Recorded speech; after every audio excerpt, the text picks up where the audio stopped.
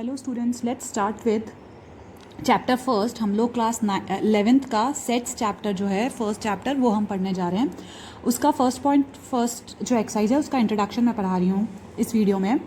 सबसे पहले सेट्स क्या चीज़ है, हम लोग ये चीज़ पढ़ते हैं। हम बहुत सारा ये एक फंडामेंटल कंसेप्ट है जो मैथमेटिक्स में या बहुत सारी जगह लाइक प्रोबेबिलिटी, ज्योमेट्री, सीक्वेंसेस, इन सब जगह आपने यूज़ किया हुआ है। ठीक है, आपने ये सब पढ़े भी हैं तो वहाँ पे ये बहुत काम आता है। ठीक है, तो व्हाट इज सेट्स? बेसिकली आपने प्रोबेबिलिटी, ज्योमेट्री और ये सब जो चीज़ पढ़ी थी उनमें अपन ने कुछ चीज़ पढ़ी थी, कलेक्शन ऑफ ऑब्जेक्ट्स। ठीक है, क्या पढ़ा था हमने? डेटा हैंडलिंग वगैरह, ये जो बचपन में बहुत सारी चीज़ें पढ़ी थी। जो एक किसी भी डेटा का कलेक्शन होता है, किन्हीं भी ऑब्जेक्ट्स का कलेक्शन होता है, एक ग्रुप जो होता है, जैसे for example pack of cards, जो हमारे 52 कार्ड्स होते हैं उनका एक पूरा pack, crowd of people, cricket team, ये सब क्या है? एक कलेक्शन है ऑब्जेक्ट्स का। ठीक है, ये कुछ एक कलेक्शंस के बारे में बताता है।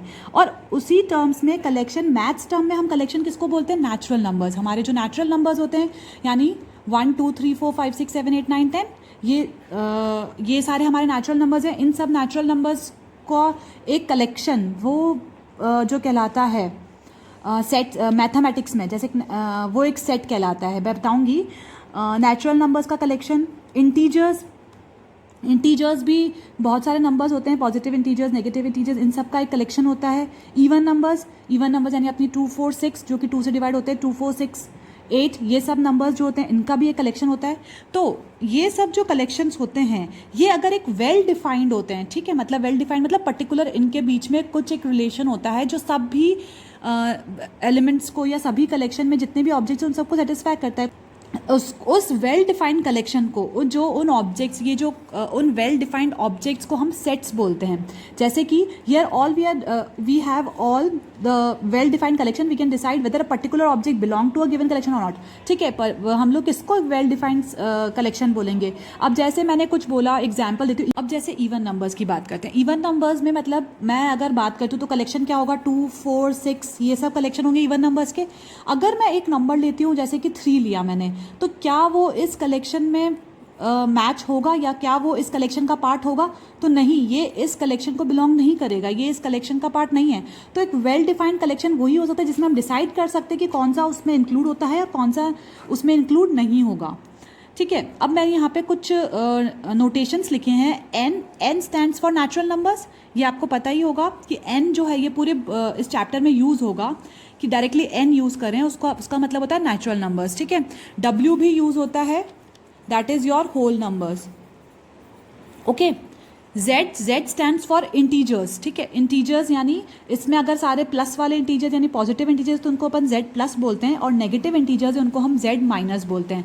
रैशनल नंबर्स को क्यू से डिनोट किया जाता है। ठीक है, तो क्यू प्लस है तो positive rational number and Q minus है तो negative rational numbers. R stands for real numbers, यानी आर प्लस है तो all the positive real numbers, R minus है तो all the negative real numbers. ठीक है, अब ये सारे तो हो गए इनके नोटेशन। अब सेट किसको बोलते हैं? Set is a well defined collection of object. जैसे मैंने बताया, हमारे पास कोई किसी चीज़ का कलेक्शन है, हमारे पास एक ग्रुप है किसी चीज़ का, और उसके बीच में एक सबके बीच में कुछ रिलेशन है। आई मीन जैसे इवन नंबर है तो सारे ही इवन नंबर्स होंगे, ऑड नंबर है तो सारे ही ऑड नंबर्स होंगे, प्राइम नंबर्स होंगे तो सारे ही प्राइम नंबर्स हैं, इंटीजर्स है तो सारे इंटीजर्स हैं। तो there must be some, they are जो उसके बीच में जो ऑब्जेक्ट्स आ रहे हैं वो सब सिनोनिमस होते हैं। सिनोनिमस का मतलब वो सब के बीच में कुछ रिलेशन होता है, दे आर सिंक्रोनाइज्ड। ठीक है, तो वो होता है सेट। सेट के 2-3 कंडीशंस होती हैं कि इसके बीच में जो भी एलिमेंट्स आते हैं वो सब सेम होने चाहिए, मतलब उनके बीच में एक सेम रिलेशन होना चाहिए। They should be denoted by ABCD, वो सिनोनिमस होते हैं। फिर उनको हम capital A, capital B, capital C, capital D, capital E किसी से भी आप डिनोट कर सकते हो। इन सेट्स को आप, जैसे मैंने बोल दिया सेट A, ठीक है, तो कैपिटल A से डिनोट किया जाएगा। मैंने बोला सेट C, तो कैपिटल C से इनको डिनोट किया जाता है। और जो इसके बीच के एलिमेंट्स होते हैं, मतलब इसके अंदर जो कुछ भी इसके अंदर जो कुछ भी लिखा जाता है, इसका जो कलेक्शन होता है, उनको हम स्मॉल लेटर्स से डिनोट किया जाता है, यानी small a, small b, small c, इनसे अपन इनको डिनोट करते हैं। ठीक है, अब एक चीज़, जैसे मैंने बोला मेरा एक सेट है A, ठीक है, और एक उसका एलिमेंट है, मतलब उसके बीच में जो एलिमेंट्स हैं, मतलब जो जैसे ये 2 4 6 जो मैंने लिखा ना, ये एलिमेंट्स होते हैं। ठीक है, और इवन नंबर का ये पूरा एक सेट कहलाएगा, और जो इसके अंदर 2 4 6 8 10 ये सब आ रहे हैं, ये एलिमेंट्स कहलाते हैं। तो एलिमेंट्स जो होते हैं, जैसे ए एलिमेंट है, ठीक है, सेट ऑफ ए, इसका ए एलिमेंट है क्या? अगर मैं बोलती हूँ ये इसका एलिमेंट ए है, तो I would say a belong to set A, ठीक है। इसको कैसे बोला जाता है? A belongs to A, small a belongs to capital A, ठीक है। इसको साइन के थ्रू जब आप डिनोट करते हो तो अब इसको ऐसे लिखते हो, ए, ये बिलोंग्स टू का साइन है। अभी मैं सारे आपको साइंस के नोटेशंस भी बताती हूँ कि किस किस काइन को क्या क्या बोला जाता है। जैसे ए बिलोंग्स का साइन ऐसे बनता है, एक ई जैसा शेप का आप बोल सकते हो, ए बिलोंग्स टू कैपिटल ए, यानी ए जो एलिमेंट है वो सेट ए को बिलोंग करता है। इस साइन का मतलब होता है बिलोंग्स टू, ठीक है। अब जैसे मैंने बी बोला, बी क्या इसमें बिलोंग करता है क्या? नहीं, तो मैं बोलूँगी B does not belong to A, B इसमें बिलोंग नहीं करता। तो इसको कैसे लिखा जाएगा? बी, ये बिलोंग का साइन है, तो इसको आप स्लैश करके काट दीजिए, b does not belongs to A, इसको बोलते हैं b does not belongs to A. इसको ऐसे लिखा जाता है। जैसे मैं एग्जाम्पल लिए, मैंने यहाँ इवन नंबर्स का लिया था, ठीक है। तो क्या 2 बिलोंग्स, इवन नंबर्स को मैंने सेट ए के नाम से दिया, 2, 4, 6, 8 ऐसे चल रहा है, ठीक है। तो 2 बिलोंग्स टू ए, हाँ सही है, ये बिल्कुल करेक्ट है, क्योंकि 2 belongs to A, 4 belongs to A. Does 3 belongs to A? तो no, 3 does not belongs to A. आप इसको कैसे लिखोगे? 3 does not belongs to A. अगर 2 बिलोंग करता है तो 2 बिलोंग्स टू ए, ठीक है। बिलोंग्स का साइन होता है ऐसा, और डज नॉट बिलोंग का साइन होगा इस तरह से, बिलोंग्स के ऊपर कैंसिल करके काट दिया जाता है, ठीक है। Let's proceed. अब आता है methods of representation of set. हम सेट को कैसे रिप्रेजेंट करते हैं? अभी आपने सेट समझ लिया, किसी भी चीज़ का collection, may be odd natural numbers का। हाँ, अगर मैथमेटिक्स की टर्म्स में बात करें तो नेचुरल नंबर्स में आएंगे, इंटीजर्स आ जाएगा, प्राइम नंबर, ऐसा कुछ आ जाएगा। अगर हम मैथमेटिक्स की बात ना करके हम नॉर्मल जनरल वे में बात करें तो हो सकता है जैसे ऑड नेचुरल नंबर्स तो मैथमेटिक्स का आ गया, हम वॉवेल्स की बात कर सकते हैं, वॉवेल्स ऑफ इंग्लिश अल्फ़ाबेट, हम ये चीज़ बात कर सकते हैं, हम रिवर्स ऑफ इंडिया की बात कर सकते हैं, all the time kinds of triangles, इनकी बात कर सकते हैं, ठीक है। किसी भी इक्वेशन को दे दिया, किसी भी पॉलिनॉमियल को दे दिया हमने और उसका सोल्यूशन के लिए पूछ सकते हैं। तो इस टाइप से इन सब का क्या होगा, ये सब क्या कहता है? कलेक्शन ऑफ ऑब्जेक्ट्स, ठीक है, क्योंकि वेल डिफाइंड है। फाइंड रिवर इन इंडिया, जो भी होंगी इंडिया की रिवर्स होंगी उन्हीं को डिफाइन करता होगा वो, बाहर की कोई भी रिवर उसका कोई ऑब्जेक्ट नहीं होगा, तो ये कलेक्शंस ऑफ ऑब्जेक्ट होगा, ठीक है। नेक्स्ट हम लोग पढ़ते हैं इन सेट्स को कैसे रिप्रेजेंट किया जाता है, ठीक है। सेट को हम कैसे रिप्रेजेंट करते हैं? तो 2 मेथड होते हैं, रोस्टर और टैबुलर फॉर्म। इसको या तो रोस्टर बोल सकते हैं, टैबुलर फॉर्म बोल सकते हैं, और एक होता है सेट बिल्डर फॉर्म। ये क्या होते हैं मैं अभी आपको एक्सप्लेन करती हूँ, एग्जाम्पल के थ्रू भी जाऊँगी। बहुत ईजी चैप्टर है और बहुत ईजी हैं इसके क्वेश्चंस। फर्स्ट होता है रोस्टर फॉर्म। रोस्टर फॉर्म क्या होता है? 3 टाइप्स इसमें हमको ध्यान रखनी है। एक तो एलिमेंट्स की लिस्ट बना दो, कौन कौन से आपके उस सेट को बिलोंग करते हैं उनकी एक लिस्ट बना दीजिए, ठीक है। सेकंड आता है they are separated by commas, इनके बीच में कॉमा लगाया जाता है। ये है एलिमेंट्स हमारे और इनके बीच में लगाया जाता है कॉमा, इनको कॉमा से डिफ्रेंशिएट किया जाता है। Then third is enclosed with this braces, इनको ब्रेसेस बोलते हैं। ये कर्ली ब्रैकेट्स टाइप्स हैं, और इन सेट को आपको अगर रोस्टर फॉर्म में लिखना है या सेट में लिखते हैं तो एक ये ब्रेसेस बनाए जाते हैं कि ये कर्ली ब्रैकेट्स बनाए जाते हैं ऐसे, और उसके अंदर इनके सारे एलिमेंट्स लिखे जाते हैं, ठीक है। Now let's proceed with an example के थ्रू मैं आपको समझाती हूँ कि रोस्टर फॉर्म एग्जैक्टली कैसे लिखा जाता है। सबसे पहले हमने एक एग्जाम्पल लिया है, set of all odd number. हमने सारे ऑड नंबर का सेट बना लिया, यानी 1, 3, 5, 7 ये सारे हमारे सेट ऑफ ऑड नंबर्स हैं।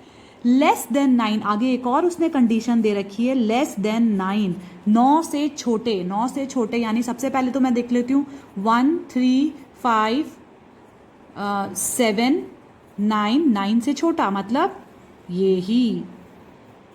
तो मेरा सेट के एलिमेंट्स है ना, ये मेरे सेट के एलिमेंट्स हैं, वो मैंने लिस्ट कर दिए, ठीक है। अब they are separated by comma, सबसे पहले मैंने उनकी लिस्ट कर दी, ठीक है। अब उनको मैंने लिखा विद इन द ब्रेसेस, तो एक ब्रैकेट लगाया, 1, 3, 5, 7 they are separated by the commas, commas लगाया और फिर एक और ब्रैकेट क्लोज कर दिया इसका, ठीक है। तो ये तो था इसका रोस्टर फॉर्म। बहुत इजी है, आपको जो भी दे रखा है क्वेश्चन में उसकी पहले लिस्ट बनाइए कि आपके सेट में वो क्या क्या इंक्लूड हो रहा है, उन सब की लिस्ट बना दी। अब और उसके बाद उनको कॉमा के थ्रू ब्रैकेट के अंदर लिखना है, सिंपल। अच्छा, एक और क्वेश्चन, अगर ये बाई चांस लेस देन 9 नहीं होता, सिर्फ set of all odd number होता, तो मेरा सेट कैसा बनता? 1 3 5 7 9 dash dash dash dash dash और फिर bracket close. What does this dash dash dash dash means? Dash dash dash means ये जो कंटिन्यू, ये जो काउंटिंग है हमारी ऑड नंबर्स की, ये चलती जा रही है टिल इन्फिनिटी। ठीक है, ये कहाँ तक चलती जा रही है? इन्फिनिटी तक। जहाँ पर काउंटिंग चलती जा रही है वहाँ तक ये इन्फिनिटी चलती है, मतलब इट्स नॉट एंडिंग। ओके, ये ख़त्म नहीं हो रही है, इसलिए ये चलती ही जा रही है। तो ये इनफाइनाइट टर्म्स इसमें इंक्लूडेड, इसलिए हम लोग ये डॉट डॉट डॉट डॉट ऐसे लगाया जाता है। Now let's proceed. मैं कुछ दो इंपॉर्टेंट पॉइंट्स हैं रोस्टर फॉर्म में, वो बताना चाहती हूँ। एक है कि रोस्टर फॉर्म में जो ऑर्डर होता है ना, वो इममटीरियल होता है। इसका मतलब the order in which elements are listed is immaterial. Immaterial मतलब वो इतना इम्पॉर्टेंट नहीं होता, इतना ज़रूरी नहीं होता। जैसे मैंने अभी लिखा था 1 3 5 7, ठीक है, ये मैंने 1 3 5 7, ये मैंने अभी यहाँ पे ऑर्डर लिखा, ये लिखा मैंने अभी सेट। अब इसका मैं ऑर्डर अगर चेंज करती हूँ, यानी मैं इसको 3 1 7 5 लिखती हूँ, तो भी ये रोस्टर फॉर्म ही कहलाएगा, तो भी ये एक सेट कहलाएगा। और इससे ऑर्डर चेंज करने से उस एलिमेंट्स में कोई फ़र्क नहीं पड़ता, उस सेट पे कोई फ़र्क नहीं पड़ता। तो सेट के एलिमेंट रोस्टर फॉर्म में आप चेंज कर सकते हो, ठीक है। सेट के एलिमेंट्स का ऑर्डर, सेट के एलिमेंट्स का ऑर्डर आप रोस्टर फॉर्म में चेंज कर सकते हो। नेक्स्ट मैं एक और बताना चाहती हूँ कि इसमें जनरली हम लोग एलिमेंट्स को रिपीट नहीं करते हैं, and the elements are not repeated, ठीक है। हम जनरली एलिमेंट्स जैसे ये 1 है 3 है 7 है, इनको हम दो बार नहीं लिखते, हम लोग इनको रिपीट नहीं करते हैं मोस्टली। जैसे एक एग्जांपल देती हूँ, ये तो नंबर्स हैं, फाइन। अगर यहाँ अल्फ़ाबेट वाली कोई चीज़ आई, SCHOOS, स्कूल की स्पेलिंग है, ठीक है, इसके मैंने रोस्टर फॉर्म में लिखा SCHOL, यानी जितने भी अल्फ़ाबेट्स इस स्कूल स्पेलिंग में थे वो मैंने लिख दिए। तो मैंने डबल ओ था तो उस ओ को रिपीट नहीं किया, ठीक है, क्योंकि ओ मेरे को स्पेलिंग नहीं पूछी, उसने मुझे पूछा कि स्कूल के जितने भी स्कूल स्पेलिंग में जितने भी आपके अल्फ़ाबेट्स आ रहे हैं वो लिखो, तो उसका मैंने सेट बनाया है। इसमें ओ रिपीट नहीं किया है मैंने कहीं पर भी, तो SCHOL, ठीक है, यहाँ पर मैंने ओ को रिपीट नहीं किया है। ये था रोस्टर फॉर्म, जिसमें आपको बहुत इजीली सेट आपका बन सकता है। बस 3-4 चीज़ों का ध्यान रखना है कि सबसे पहले हमको एलिमेंट्स की लिस्टिंग करनी है, उसके बाद उनको सेपरेट करने के लिए कॉमा लगाना है, and then you have to include it in the brackets, ठीक है। ऑर्डर किसी भी ऑर्डर में आप लिख सकते हैं और उनको रिपीट नहीं करना है। तो ये तो था रोस्टर फॉर्म, ओके। तो सेकंड आता है set builder form. Set builder form, जो फर्स्ट हमने रोस्टर फॉर्म बड़ा, एक और फॉर्म होता है सेट बिल्डर फॉर्म, कि हम हमारे सेट को इस फॉर्म में कैसे लिखेंगे। सबसे पहले here are all the elements of set possesses a single common property. क्या बोल रहा है वो कि जितने भी एलिमेंट्स आप इसके अंदर लिख रहे हो वो कोई एक कॉमन प्रॉपर्टी पजेस करते हैं। बताया था कि दे शुड बी सिनोनिमस, तो उनके बीच में, उन एलिमेंट्स, उन ऑब्जेक्ट्स या उन मेंबर्स ऑफ द सेट के बीच में कोई ना कोई कॉमन प्रॉपर्टी होती, कोई ना कोई कॉमन चीज़ होगी। जैसे इसमें क्या था, they all were odd numbers. दूसरा क्या था, यहाँ वाले में they all are odd number but less than 9, ठीक है। तो इनके बीच में कोई ना कोई कॉमन प्रॉपर्टी होती है, उसको हम स्टेटमेंट की फॉर्म में लिखेंगे इस सेट बिल्डर फॉर्म में। कैसे लिखेंगे, जैसे ना मैंने वॉवेल्स का यहाँ एग्जाम्पल लिया है। वॉवेल्स हमारे क्या होते हैं, AEIOU, ये क्या है हमारे वॉवेल्स। इसको, इस सेट को मैंने V से डिनोट किया है, कैपिटल V से, ठीक है। इस सेट को मैंने कैपिटल V से डिनोट किया है, ब्रेसेस लगाए। X मेरा कोई भी एलिमेंट जो है ना, उसको मैंने X से डिनोट किया गया है, ठीक है। मेरे सेट के एलिमेंट्स को X से, आप Y से, Z, स्मॉल लेटर ध्यान रखिएगा, स्मॉल, बिकॉज हम जो सेट होता है वो कैपिटल से डिनोट करते हैं, और जो एलिमेंट्स होता है उनको स्मॉल लेटर से डिनोट करते हैं। X, Y, Z, A, आप जो चाहे वो आप लिख सकते हो, ठीक है। X सच दैट, इस जो डॉट्स हैं, इन 2 डॉट्स को बोलते हैं सच दैट। मैं अभी सारे नोटेशंस आपको बताऊंगी एंड में, वीडियो के एंड में आप देखिएगा कि मैंने इसके सारे नोटेशंस बताए हैं कि इस पूरे चैप्टर में आपके कौन कौन से नोटेशंस यूज़ होंगे, ठीक है। तो इसको, इस X को हम बोलते हैं सच दैट, ठीक है। ये जो डॉट्स का साइन है इसको बोलते हैं सच that. X such that X, ठीक है, is a vowel in English alphabet. हमने क्या बताया इसके बारे में कि जो हमारा X एलिमेंट है वो क्या है, वॉवेल है, ठीक है। हमारे इंग्लिश अल्फ़ाबेट लेटर्स में ये क्या है, वॉवेल।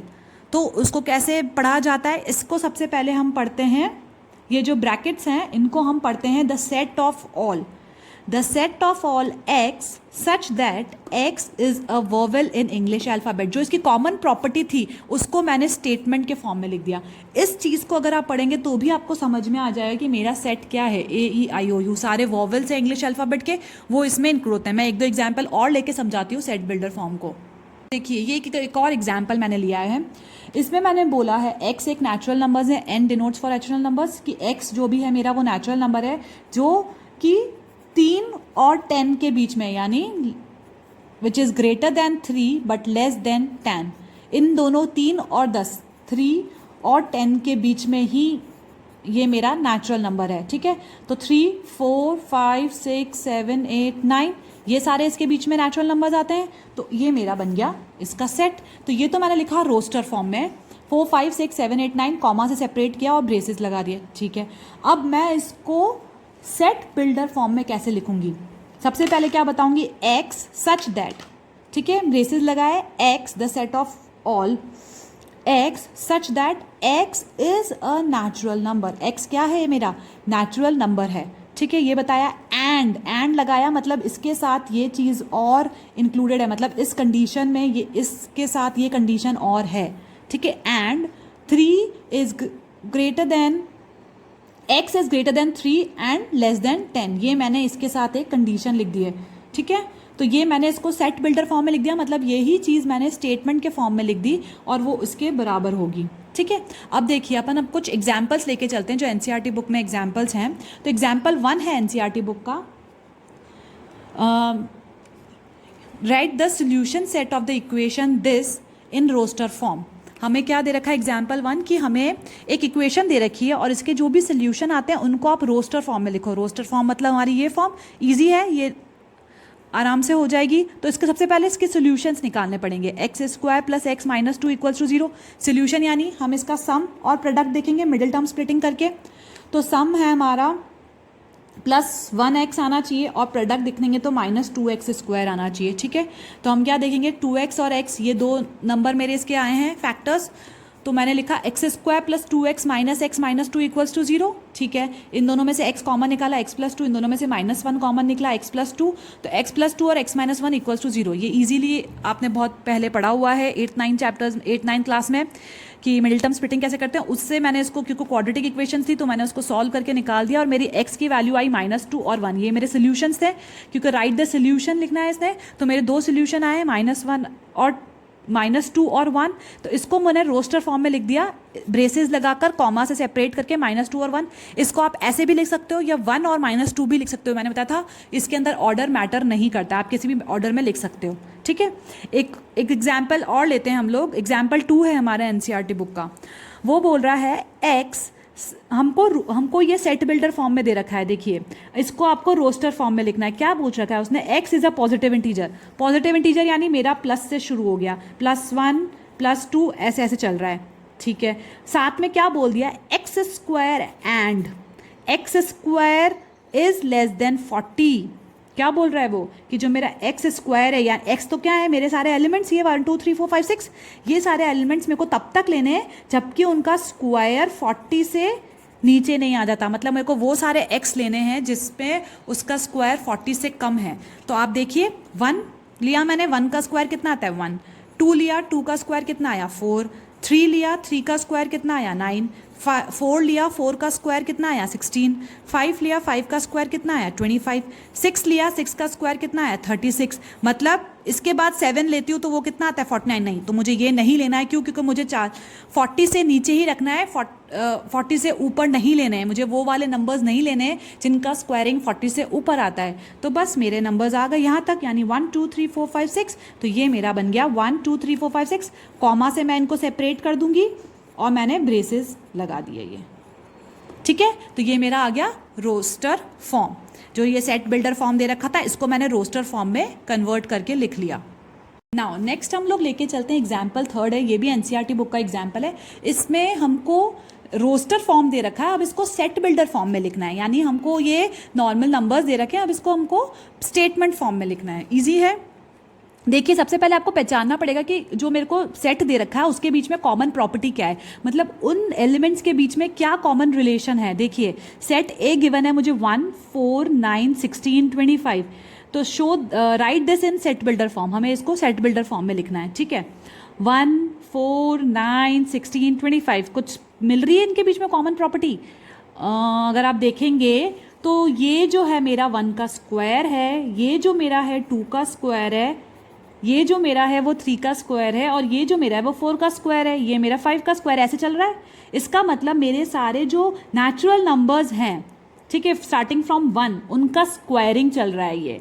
फाइन, तो मेरे को कुछ तो इनके बीच में रिलेशन मिला, मुझे इनके बीच में कुछ तो सिंक्रोनाइजेशन मिला कि जो मेरे नेचुरल नंबर्स हैं स्टार्टिंग फ्रॉम 1 2 3 4 5 6 उनका स्क्वायरिंग चल रहा है, and it's dash dash dash dash dot dot dot dot. इसका मतलब ये कंटिन्यू चलता जा रहा है, ये एंड नहीं हो रहा है, तो इसका मतलब मुझे इसको एंड तो नहीं करना है, ठीक है। तो इसको मैं क्या लिखूंगी, x such that x is the square of natural numbers. A braces लगाया, x such that x is the square of a n मतलब नेचुरल नंबर, तो x such that x is a square of natural numbers, या तो इसको इस तरीके से आप लिख सकते हो, ठीक है। इसका एक और तरीका है ये लिखने का, इसमें क्या बता रखा है, x such that x is n square, n square मतलब मेरा जो भी यहाँ पे नंबर है उसका स्क्वायर, n क्या है, n मेरा it belongs to natural number, n क्या है, n is a natural number, n is a natural number, या फिर n बिलोंग्स टू n, आप ऐसे भी लिख सकते हो, ऐसे भी लिख सकते हो, कैसे भी लिख सकते हो आप, इस तरीके से भी इसको सेट बिल्डर फॉर्म में लिख सकते हो, या इस तरीके से भी, जो आपको ईजी लगे। आप यहाँ पे इक्वेशन फॉर्म में लिखा बताना चाहते हो तो वैसे भी बता सकते हो कि हमारा जो x है वो किसके बराबर है, हमारे n नेचुरल नंबर्स के स्क्वायरिंग के बराबर है, ठीक है। ये हुआ एक एग्जाम्पल थर्ड। अब हम लिखते हैं एक एग्जाम्पल फोर्थ। वो क्या बोल रहा है, उसको भी सेट बिल्डर, हमको रोस्टर फॉर्म दे रखा है, एक सेट दे रखा है हमको, ये इसको हमें लिखना है सेट बिल्डर फॉर्म में। तो सबसे पहले मैंने देखा मुझे इसके बीच में कोई ना कोई एक तो कॉमन प्रॉपर्टी निकालनी ही पड़ेगी जिससे मैं उसको सेट बिल्डर फॉर्म में लिखूँ। 1/2, 2/3, 3/4, 4/5, 5/6, 6/7। क्या लग रहा है इसमें अपन को, ऊपर तो मेरा नेचुरल नंबर चल रहा है 1 2 3 4 5 6 तक ही है, 1 से 6 तक मेरे नेचुरल नंबर्स हैं। नीचे 1 अगर ऊपर है तो उसमें एक नीचे प्लस हो रहा है, 2 ऊपर है तो नीचे एक प्लस हो रहा है, 3 ऊपर है तो नीचे एक प्लस हो रहा है, 4 ऊपर है तो नीचे एक प्लस हो रहा है, 5 ऊपर है तो नीचे एक प्लस हो रहा है, 6 ऊपर है तो नीचे एक प्लस हो रहा है, ठीक है। तो अब मेरे को कुछ तो इसमें समझ में आया कि ऊपर तो मेरे n नेचुरल नंबर्स चल रहे हैं और नीचे उनको मैं n+1 कर रही हूँ। ये तो मुझे इसकी इक्वेशन फॉर्म हो गई, ये इसकी एक कॉमन प्रॉपर्टी मेरे को मिल गई कि ये चीज़ है। सेकेंडली हमको ध्यान रखना है एंड वाली चीज़ क्या है कि ये मेरे चल कहाँ से रहे, 1 से लेके 6 तक ही हैं, इसके आगे नहीं है, यहाँ पे ब्रेसेस खत्म है और डैश डैश नहीं है, तो इसका मतलब मेरे को n नेचुरल नंबर्स डिफाइन करने पड़ेंगे 1 के बीच में से, या फिर greater than and equals to 1, n less than and equals to 6 से छोटा या 6 के बराबर, और 1 से इक्वल या 1 से बड़ा, 1 से बड़ा और उसके बराबर से, यानी 1 से 6 के बीच में। आप इसको ऐसे जो लिखोगे उसको आप खुद से वापस देखकर करना कि ये जो आपने नोटेशन लिखा है ये सही आ रहे हैं कि नहीं आ रहे हैं। 1 से बड़ा और उसके बराबर, यानी 1 भी इंक्लूड होगा, 6 तक, 6 के बराबर और 6 से छोटा, ठीक है। तो ये मेरे आगे सब नंबर 1 2 3 4 5 6 सारे कवर हो गए, और मैं उसको n में ऊपर 1 लिखूंगी तो नीचे 1+1 2 आ जाएगा, ऊपर 2 लिखूंगी तो 1+1 2+1 3 आ जाएगा, 3 लिखूंगी तो नीचे आ जाएगा 3+1 4, ठीक है। 4 लिखा तो 4+1 5 आ गया, अब 6 लिखा तो 6+1 7 आ गया। तो मेरे को ये देखना पड़ेगा कि मेरे जो सेट बिल्डर फॉर्म में जो मेरी कॉमन प्रॉपर्टी है वो, और जो मैंने साथ में कंडीशन लगाई है वो दोनों इस रोस्टर फॉर्म को सेटिस्फाई कर रही है कि नहीं बन रही, इससे ही वापस अगर इसको सॉल्व करें तो वापस यही बन रही है कि नहीं बन रही, ठीक है। तो अब बस इसको सेट बिल्डर फॉर्म में लिख देते हैं।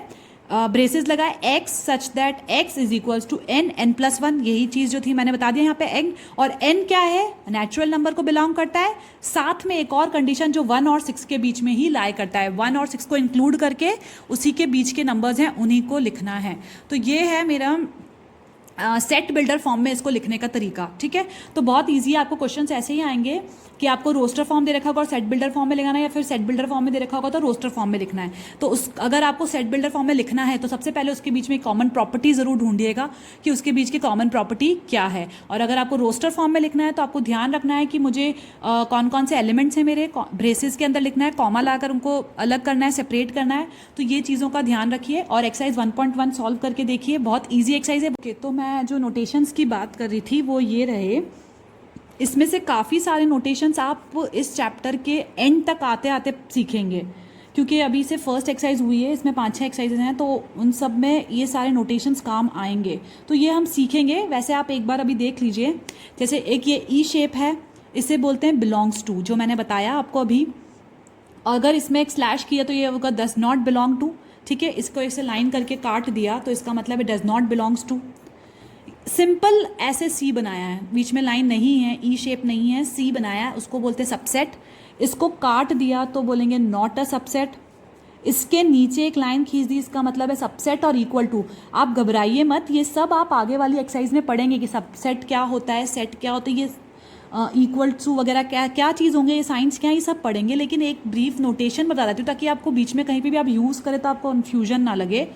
इस ऐसे यू बना हुआ है, इसका मतलब होता है यूनियन, ये भी मैं समझाऊंगी क्या होता है। उल्टा यू होता है, इसका मतलब होता है इंटरसेक्शन, ये भी मैं समझाऊंगी। घबराने की अभी ज़रूरत नहीं है कि कौन कौन से वर्ड्स हैं, ये जब हम एक्सरसाइज करते हुए जाएंगे इनको हम सारे साइंस हम वापस पढ़ते हुए जाएंगे। ए डैश का मतलब होता है ए का कॉम्प्लीमेंट या फिर नॉट ए, ये भी आएगा हमारे को। ये है जो नेक्स्ट एक्सरसाइज में हम पढ़ेंगे, ऐसे सर्कल है उसके ऊपर ऐसे लाइन काटी हुई है, इसको बोलते हैं एम्प्टी। एम्प्टी बोलते हैं या तो फाई बोलते हैं या नल बोलते हैं, कुछ भी इसको बोल सकते हैं। उल्टा ए बना होता है ऐसे, उल्टा ए साइन होता है फॉर ऑल, ठीक है, ये होता है साइन फॉर ऑल। डॉटेड का मैंने समझाया आपको, सच दैट होता है इसका साइन का मतलब।